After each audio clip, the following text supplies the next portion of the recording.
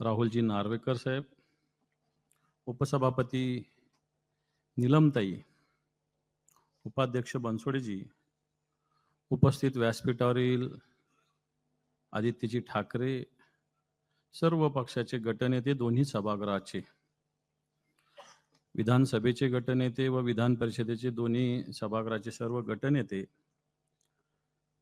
उपस्थित सर्व मंत्रीगण, दोन्ही सभागृहाचे सदस्य, माता भगिनी आणि बांधवांनो, जसं दोन्ही सभागृहाचे सदस्य, दोन्ही सभागृहाचे गटनेते मी म्हणतोय, तसा दोन्ही सभागृहाचा मीच एकटा विरोधी पक्षनेता आहे सध्या तरी.